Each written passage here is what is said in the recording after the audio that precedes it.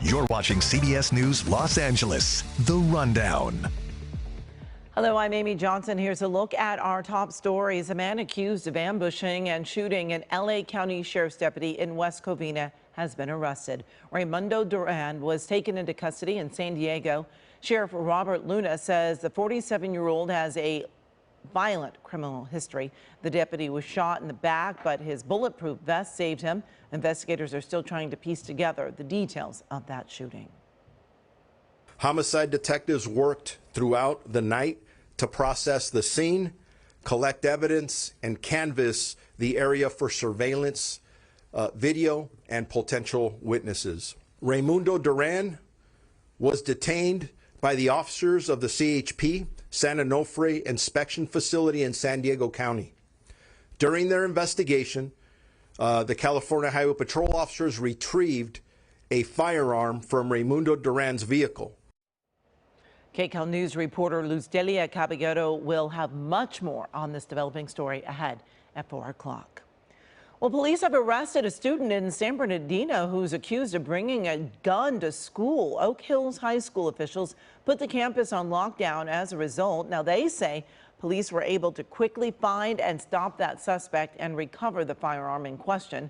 No one was hurt, and all students and staff are safe. School administrators say they're planning for increased law enforcement and counseling services moving forward. Turning now to your weather, we have a live look at Santa Monica. Sunny along the coast, but check out those clouds in the distance. KCAL News meteorologist Olga Ospina has your next weather. Hi, Olga. Yeah, hi, Amy. And, you know, for a change, we're actually seeing sunshine along the coastline, but a different story for some of our inland areas. So there's a live look at Santa Monica. We actually have that reverse clearing where we're getting sunshine along the coast and still cloudy and cool for inland spots.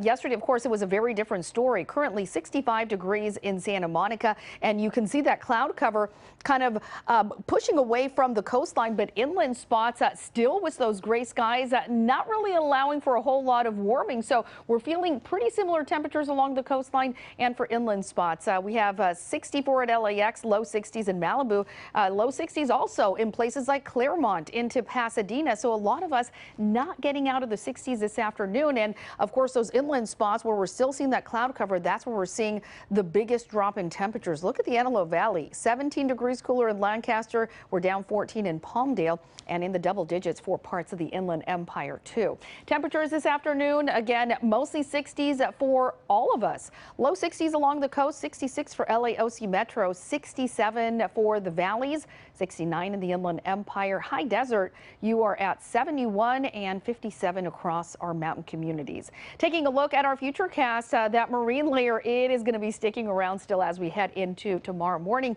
Still that chance once again of getting a little bit of drizzle, and then by Thursday, that's going to be the best chance of even getting a few light showers. Here we are, 7:30 a.m. on Thursday, and again, we could see a little bit of wet weather. This is not going to be a huge rainmaker, but just keep that in mind as we head into the next several days. And here's a look at Friday as well.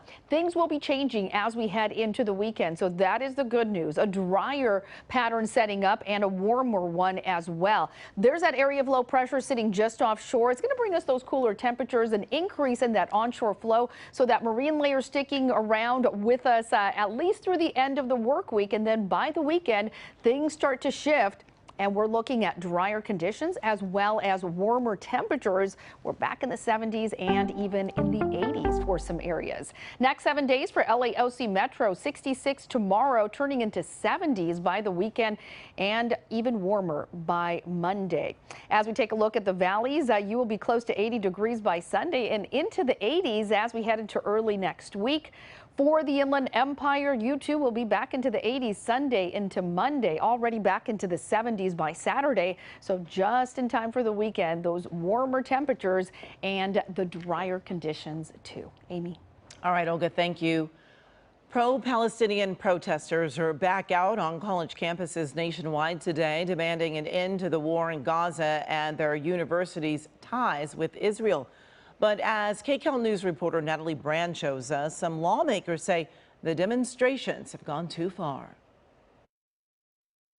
Pro-Palestinian protesters clashed with police on the campus of Cal Poly Humboldt overnight. End the occupation now! Police have been stepping in to break up some of the encampments forming on college campuses across the country, from Massachusetts to Michigan to California. We're fighting against the complicity of our own university and the hand that this university has, and at the end of the day, we're anti-war.